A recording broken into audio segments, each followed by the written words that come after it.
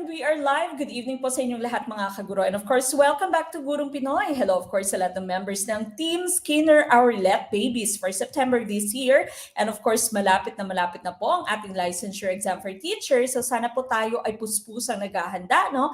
And of course, ang ating goal is to be licensed professional teachers bago matapos ang taon, no? Bago matapos ang year 2023, tayo po ay ganap ng lisensyado mga guro. And of course, if you are still not a member of Team Skinner, there's so many advantages. If you are a member, no, so you can answer our quizzes, you can answer our, of course, meron tayong diagnostic test. Magre-reopen po yung ating diagnostic test on Monday. Then, of course, we have our MWF na quizzes. We have our mid-review, may pre-board, may final coaching, may classified files. And so, dire-diretso, until the day that you take the let, wala pong lugi if you become a member of Team Skinner. And of course, online po yung ating majorship. Continuous pa rin po. Ongoing na po yung majorship ninyo, the discussion, a mid-review examination. So just this previous weekend, umpisa na po yung discussion nila ng kanilang mid-review. If you are going to be a new member, no problem po. Pwede nyo pong balikan lahat ng full-length videos, and of course, all the files can be found on your exclusive groups.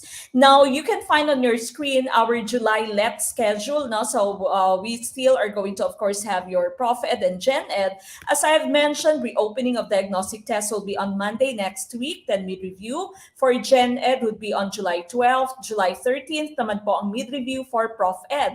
And of course, Coach June will be joining us until September, no? Until matapos po yung Let September, kasama po natin si Coach June. And makakasama pa rin natin si Coach Gon for one session of math drills, no? So medyo nag-excuse si Coach Gon. Ang last session niya with us would be this week, no? Kasi nga closing na sa DepEd at medyo busy yung schedule ni Coach Gon. No? So we hope na makapag-join pa rin siya sa atin in the following months. But in lieu of Coach Gon, no, we are going to have another coach who will be taking care of your math drills and also one Gen Ed session. Now, that's all the Fridays of July, okay? And so this coach, of course, is very special, and he was our top one for 2023 SPLE for professional teachers. He is none other than Coach Toto, no? And of course, he will be taking care of your math drills for the entire month of July. That's going to be on Fridays. No? So again, if you're a member of Team Skinner, you can find our materials. And of course, our schedule is posted dyan po sa ating Facebook group, okay? So again, no, September 2023, if you end up to be top 3, you will be receiving 100,000 pesos. Top 2 would receive 200,000 pesos. And of course, top 1 would be receiving 300,000 pesos. That's all from Gurong Pinoy. And so become a member of Team Skinner. Magpa-member po sa Team Skinner. That's Gen Ed Prof Ed, no? Para po ma-enjoy ninyo yung ating monetary prize for Let September of this year. All right? Now, tonight's discussion is centered on professional education. Our focus tonight will be foundation of special and inclusive education. But of course, let's all start with our opening prayer. So, samahan niyo po ako mga kaguro.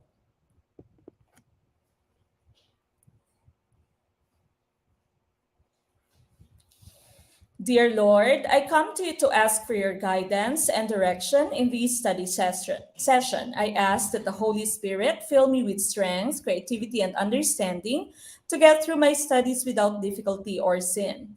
Help me hold my focus and attention. Help me to retain all that I learned. Please make my mind sharp and keep distractions at bay. If any part of my studying is weak or lacking in some way, let it be revealed so that I may correct it. Thank you for this opportunity to learn. Amen.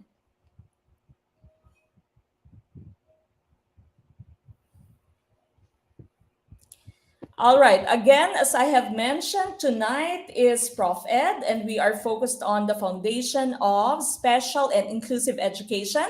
Kindly like, love, share our video. Very important that you are sharing our video. You can also tag your friends who will be taking the let, and of course, you may start a watch party. You can show your support by sending us stars on Facebook and super chat, super stickers naman po sa ating YouTube channel. All right, if you are ready, I am. Let us all start with question number 1. Number 1, which refers to the practice of educating learners with disabilities, giftedness, and talents in regular regular classes during specific time periods based on their skills. Would this be letter A, normalization, letter B, integration, letter C, mainstreaming, or letter D, inclusion? What is our choice for number 1? Good evening po sa inyong lahat. Sa mga kakatune in pa lamang po, good evening, good evening. Ma'am Marlene J. Igia, send a private message po para ma-address yung ating mga questions, okay? All right, number 1, I see C's. Okay, my A's, my D's, some more answers for number 1. Again, please do not forget to type in the item number and of course the letter of your choice, no? And please be involved para po mas ganahan kayo sa ating pagre-review and of course para mas meaningful yung ating learning. Okay, letter C. Letter C. I see a lot of letter C sa ating question number 1. The correct choice here would be letter C. That would be mainstreaming. Okay, so letter C po, mainstreaming ang ating hinahanap. This is the practice of educating learners with disabilities, giftedness, and talents in regular classes during specific time periods based on their skills. Okay, so yung pinaka-hint natin dito is meron kang regular classes at nilagay mo doon yung inyong learners. It might be with disabilities, might be a learner who is gifted, or those with special talents, yung mga gifted natin na estudyante. Okay, so here, mainstream is involving placing a student with a disability or it might be with giftedness in a general education classroom. No? So ito po kasi yung ating hinahanap dito, regular classes, and that's your Gen Ed, no? Gen Ed classes. All right, now normalization naman is the acceptance of people with disabilities. Kumbaga, it's a broader term, no? So offering them the same conditions as are offered to the other citizens. So kumbaga, kung ano yung rights ng normal citizens, yun din dapat yung rights ng people with disabilities. Yan yung ibig sabihin ng normalization. Now, integration is placing persons with disabilities in existing mainstream education without changing the system of education delivery. Okay, so that would be integration. Meron kang mainstream education. Kumbaga, when you say mainstream education, yan yung pinakalaganap na klase ng edukasyon. Wala kang changes sa inyong mainstream education at pinlace mo, no, yung mga people or persons with disabilities in mainstream education. That would be integration. Yung kabaliktaran po ng inyong integration would be segregation. Okay, so when you say segregation here, students with disabilities are educated in separate environments. So dati, nang wala pang inclusive education, those students with disabilities were segregated, no? Iba yung kanilang classroom, iba yung kanilang school.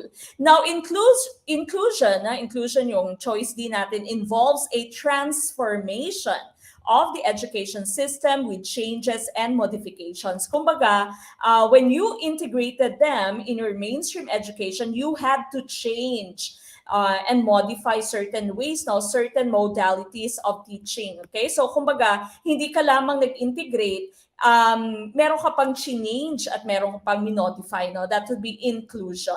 Okay, and so the correct choice here would be letter C, mainstreaming, for question number 1. We move on with question number 2. What is the practice of enrolling learners with disabilities, giftedness, and talents in a regular school where students could participate in a mainstream classroom with non-disabled peers? Nakita niyo to in question number 1. Letter A, normalization. Letter B, integration. Letter C, mainstreaming. Or letter D, inclusion. What is our choice for number 2? Good evening po sa mga na-late. Habol po tayo. And of course, kung hindi ka pa po member ng Team Skinner, magpa-member na po. No? We already have the month of July, August, September. 2 months na lang, no? More than 2 months of preparation. Okay, so habol na po kayo. Sobrang dami na po ng files at full-length videos natin dyan sa Team Skinner. No? So mag-send lamang po kayo ng message sa ating Facebook page. If you are watching us on our Facebook page right now, this is the same Facebook page. If you are watching us on YouTube, punta po kayo later sa ating Facebook page. All right, I see a lot of letter B's. Okay, so yan yung sabi kanina, practice of enrolling learners in a regular school where students could participate in a mainstream classroom. Okay, the correct choice here would be letter B, integration. Okay, so letter B, integration, ang ating pong tumpak na choice. Okay, so remember, normalization is a broader term. It's more of how they function in our society. Mainstream, kanina na pag-usapan natin. Inclusion, hindi lamang in-integrate mo sila, meron ka pang modification. Kaya, di ba? Meron ka pang changes or modification in how you teach the students. Okay, so letter B lamang po ang ating hinahanap dito. Okay, we go to number 3. What is a concept that refers to the reduced function or loss of a specific part of the body or an organ? Letter A, impairment. Letter B, handicap. Letter C, disability. Or letter D, none of these. What is our choice? Number 3. Ma'am Chen M. Gregorio, maraming salamat po for tagging your friends. Good evening, Facebook user from Pamplona, Negros Oriental. Good evening po sa inyong lahat. Happy watching. And I hope marami po tayong matutunan tonight. Okay, number 3. I see letter A's. Maraming letter A. For number 3, tumpak kaya ang letter A? Tama kaya ang letter A? Okay, so sabi dito na number 3 mo, reduced function or loss of a specific part of the body or an organ, a loss of a function of a specific part of the body or an organ. Okay, the correct choice here is letter A. That would be impairment. No? Let's take a look at the differences between the terms impairment, handicap, and disability. Okay, so here, if you are talking about a certain part of your body or an organ, you'd call that impairment. Okay, so loss or abnormality of structure or function of an organ or a certain body part, that would be impairment. Kunwari, yung inyong ears, no? Yung inyong ears cannot hear completely, no? So, konti lamang inyong naririnig or hindi ka talaga nakakarinig, so bungol ka, and that would be called hearing impairment, di ba? So, hearing impairment, the loss or abnormality of structure or function. Okay, now what about disability? When you say disability, this pertains to the individual's ability. Okay, so when you say disability, restriction or lack because of an impairment.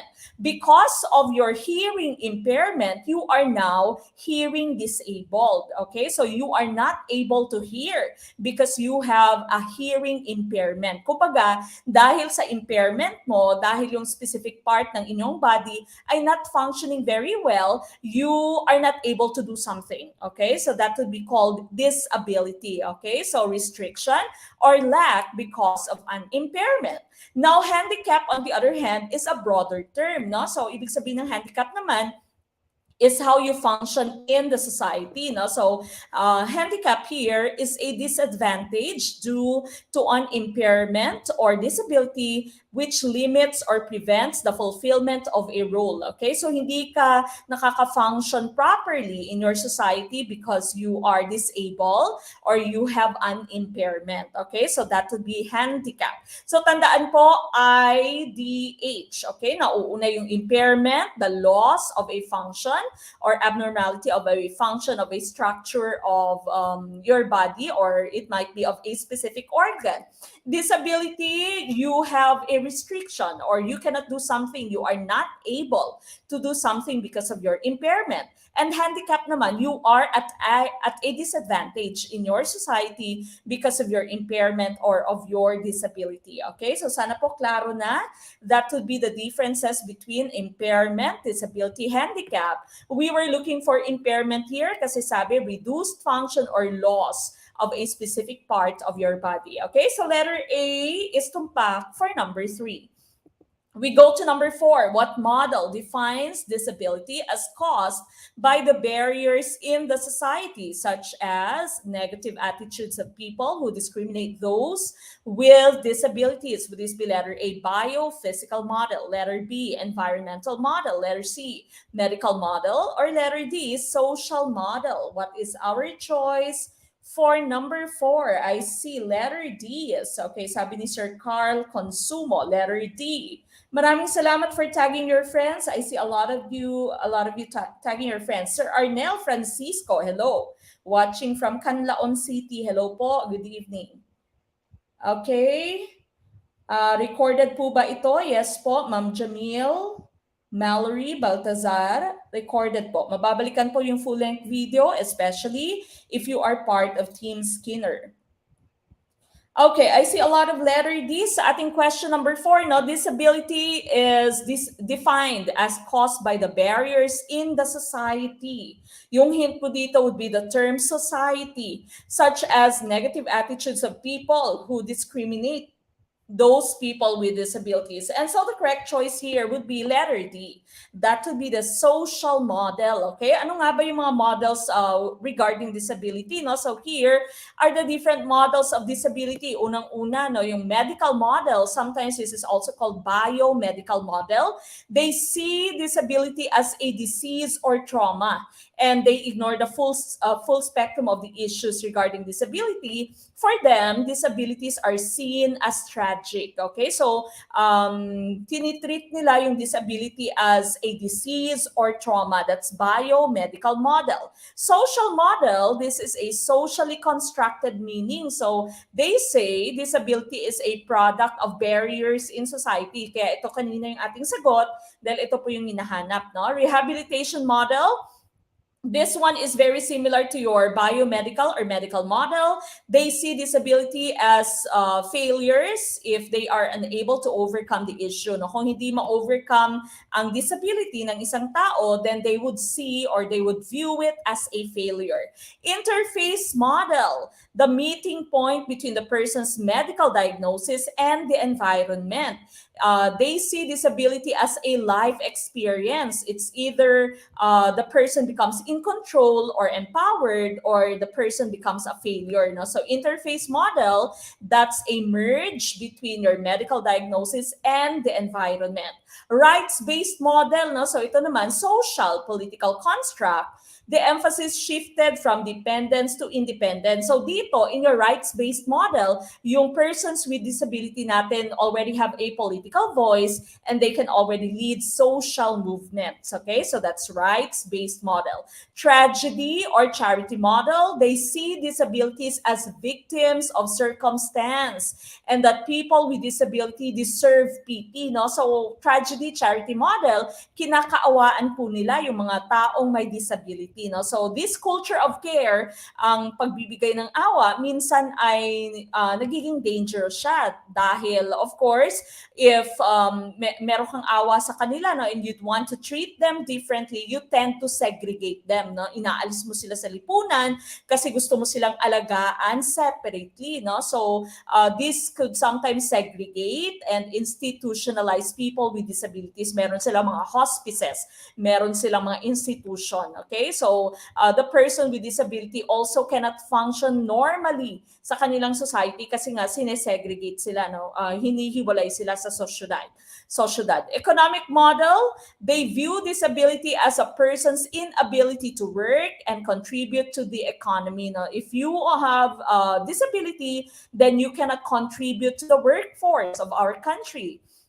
Okay, so yan po yung sinasabi ng economic model. And of course, you also have the customer or empowering model. The professional, the one who treats the disability, is treated as a service provider.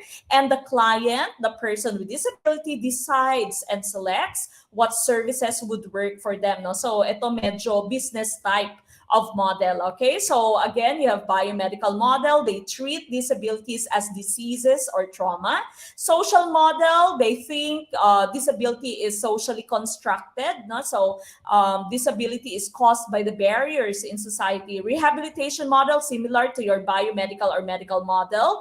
Interface model, merger between the medical diagnosis of the person and his environment.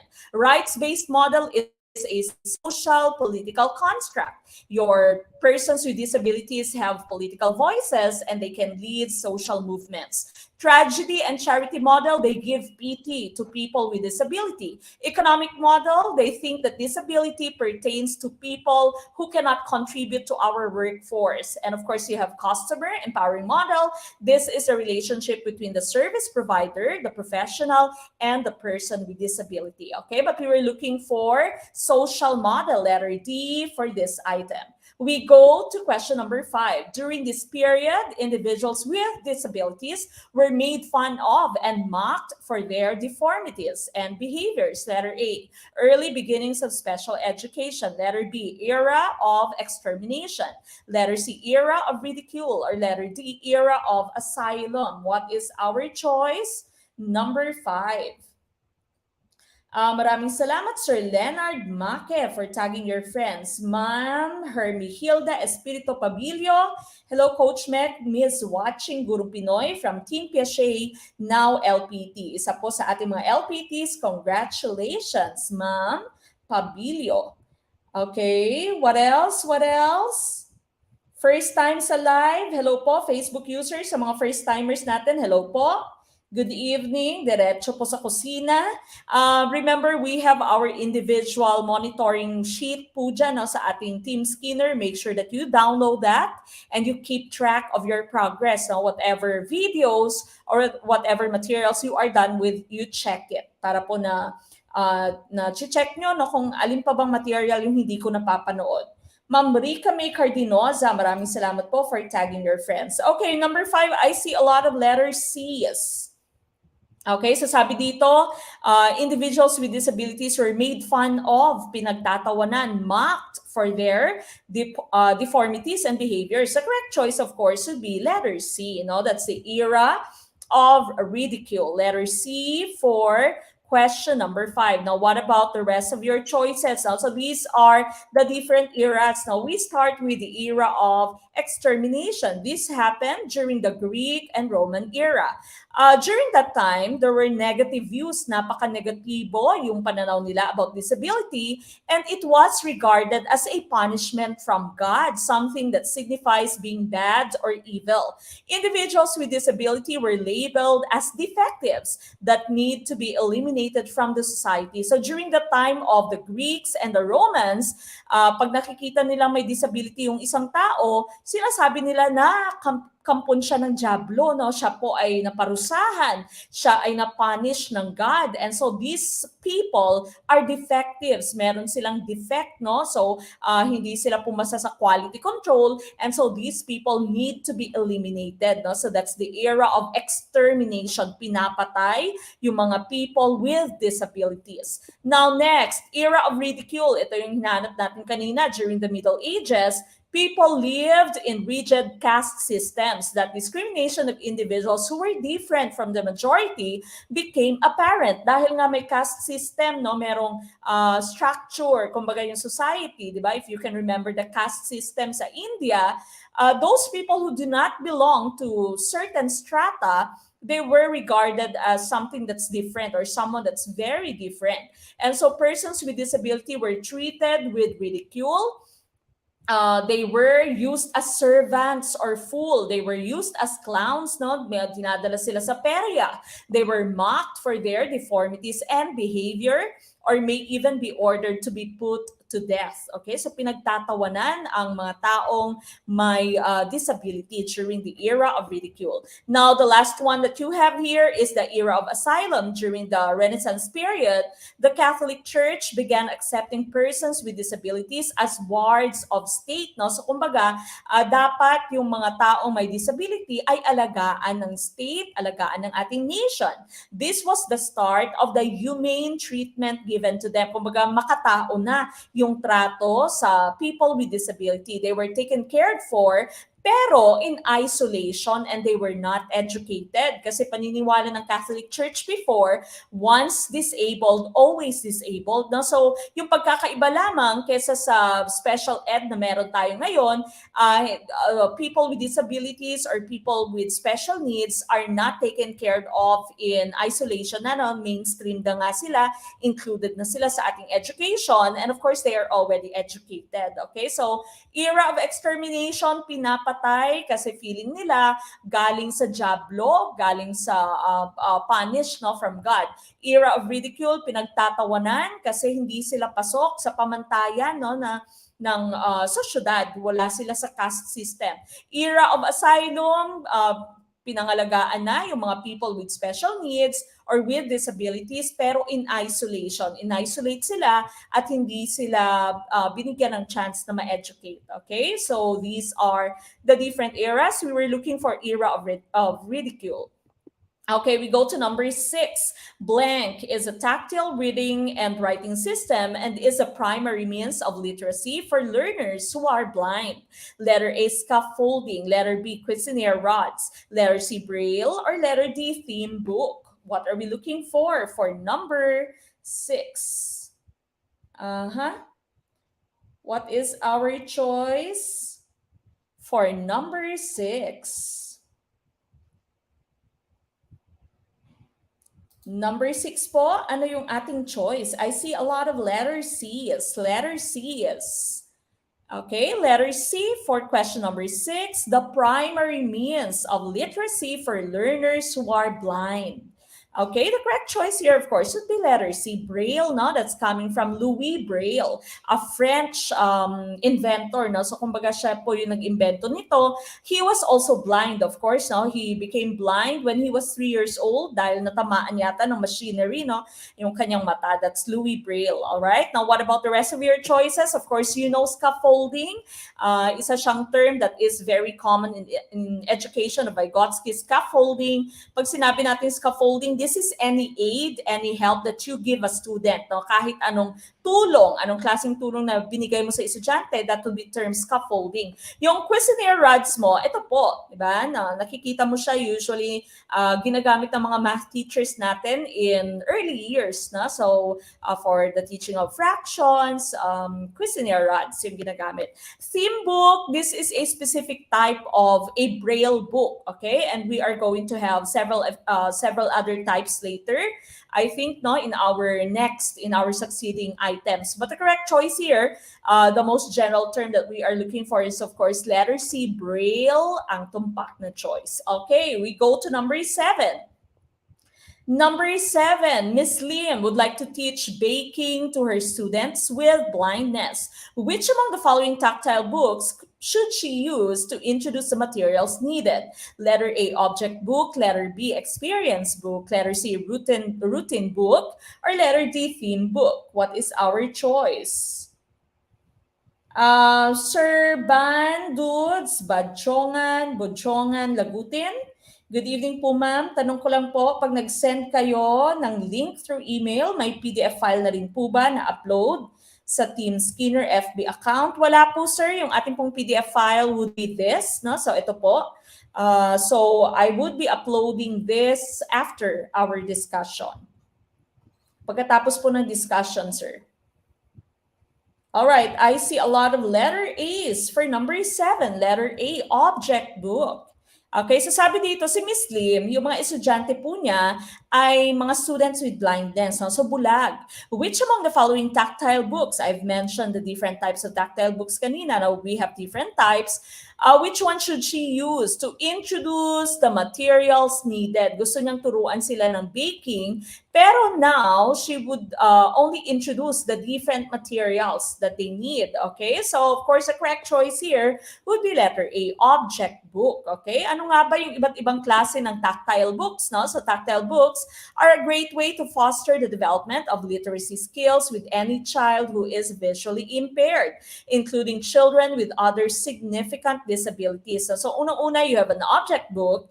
Ito po yung ating hinahanap, a book containing real objects. These books should be taken from the students' activities and experiences so they will be meaningful. Ito yung unang-una mong i-introduce, no? So sa ating question kanina, si Miss Lim ay mag-i-introduce pa lamang ng mga materials. And so uunahin yung gamitin would be the object book. Okay? So tama po yung object book.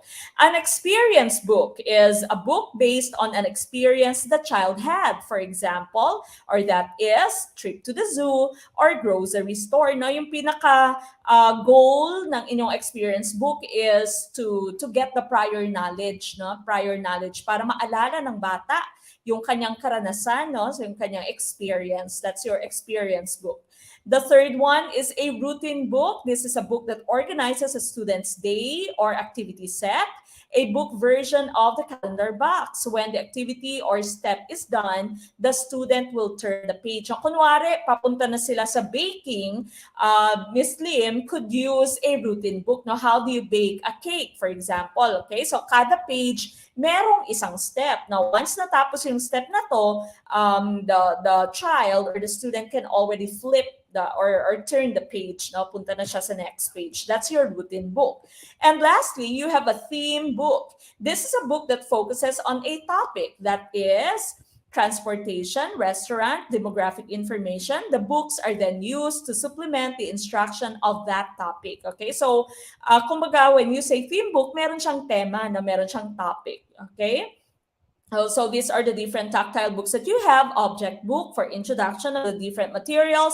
Experience book so that the student will be able to remember his experience, his prior knowledge. Routine book with instructions on how to do something. Then of course you have a theme book, a specific tactile book with a theme or with a topic. Okay, we go to number 8. There are 3 levels of auditory training. Which among these should be excluded from the list? Letter A, detecting. Letter B, delivering. Letter C, discriminating. Or letter D, identifying. What is our choice for number 8? Again, for those of you who want to become a member, just send a message through our Facebook page, not the same Facebook page where you are currently watching me. If you are watching me on Facebook, this is the same Facebook page. Mag-send lamang po kayo ng message later. Okay, what is our choice for number 8? Number 8, ano po yung ating choice? I see letter C is for number 8. Okay, letter C, tama nga ba? Okay. Meron din namang letter B. Alin nga ba ang tumpak, no? So sabi dito, there are 3 levels of auditory training. Which among these should be excluded from the list? Okay, so which one should it be? The correct choice here is letter B, delivering. Okay, so medyo maraming naligwak na letter B, delivering po. Ngayon, hindi na lamang 3 levels ang ating auditory training. No? Sa ating auditory hierarchy, meron na tayong 4 na levels. No? So, unang-una would be detection or awareness. So, yung choice A mo, that's detection. No? The awareness of when a sound is present or not. Aware ka lang na merong sound. No? Alam mo lang na merong sound. That would be detection or awareness. Discrimination, you're able to determine whether 2 sounds are the same or different. Na di-differentiate mo na no, yung 2 sounds. Ito sound ito ng nanay ko kapag happy siya. Ito sound ito ng nanay ko kapag kagalit na siya, di ba? That's discrimination. Discrimination. You can differentiate 2 sounds or maybe more sounds, okay? Identification, that's choice D natin dito. Ability to identify what has been named or labeled. No? You are now able to connect the sound with a certain object. Okay, so that's identification. Then lastly, you have comprehension, the ability to understand the meaning of spoken language. This is the highest. Now, this is the most complex out of all the different levels in your auditory hierarchy. And so, ang hindi po kasali would be letter B, delivering. Okay, so letter B, ang tumpak na choice, ligwak karamihan, genocide yung nangyari, okay lang po, move on kaagad. We go to number 9. When referring to learners with disabilities, giftedness, and talents, which does not adhere to the people first policy. Letter A, special child. Letter B, person with autism. Letter C, person with disability. Or letter D, person with ADHD. What is our choice? Facebook user, paano po yung sa quiz? Paano makapag-take? Kaka-enroll ko lang po dito.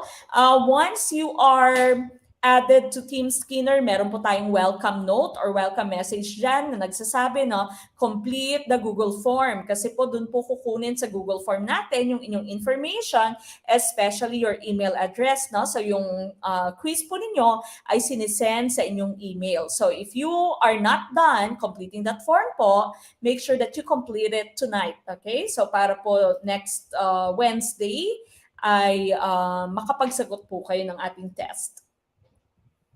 Okay, number 9. Very easy ang number 9. Bonus na to. Alright, letter A. May iilang pa ring iba ang sagot. Okay? So, I'm pretty sure yung mga iba yung sagot, medyo nag-overthink, no? Napakadali po ng ating tanong dito. Napakasimple ng tanong, no? Sabi, when referring to learners with disabilities, giftedness, and talents, which does not adhere to people first policy. Pag sinabi pong people first policy, nauuna yung person. Okay, yung term pertaining to the person kesa sa disability, no? So the correct choice dito would be letter A. Your letter A says special child, na huli yung term for the person, no? Letter B mo, person with autism, person with disability, person with ADHD. Okay, so special child, ito lamang po yung naiiba, no? We don't say special child, we say child with special needs or person with special needs, okay? Or student with special needs, okay? So nauuna dapat yung term for the person. Yan po yung ibig sabihin ng people first policy, okay? So medyo nag-overthink karamihan sa mga naligwak. All right, number 10, which provides free, appropriate public education to children with disabilities. Letter A, RA 10533. Letter B, Senate Bill 1298. Letter C, Senate Bill 1414. Letter D, Section 8 of DepEd Order number 43. What is our choice? Number 10. So once again, if you'd want to enjoy the full video and download our materials, join our quiz, especially our major quizzes like the mid-review, our pre-board, our final coaching classified files, become a member of Team Skinner. Just send a message through this Facebook page. Okay, what is our choice? Number 10. Okay. Sa mga kaka-enroll pa lamang po, no? Remember, as I've mentioned, make sure that you have completed the Google form dyan po sa ating Team Skinner para po next time ay masenda na po kayo ng ating quiz. Okay.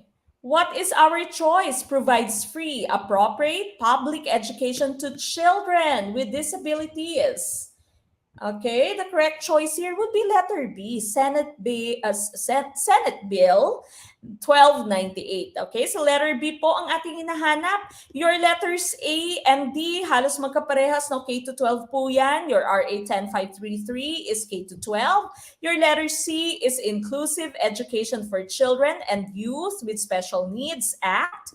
At ang inyong letter D, Inclusiveness of Enhanced Basic Education, no? Gifted and talented with disabilities, IPs, and madrasa. No? Hindi lamang yung children with disabilities, pero lahat na, no? That's inclusive education. Sa halos magkakaparehas, the rest of your choices, pero free, appropriate public education to children with disabilities, specifically that would be letter B. Senate Bill 1298 is what we are looking for. Okay, so we go to number 11. A certain SPED center offers opportunity for learners with disabilities, giftedness, and talents to learn side by side with their peers. What type of school service is described in the situation? Letter A, inclusive education. Letter B, special education. Letter C, A and B. Or letter D, none. What is our choice? For number 11. Ano kaya ang tumpak na choice for number 11? So meron kang SPED Center, okay? And it offers opportunity for learners with disabilities, giftedness, and talents to learn side by side with their peers.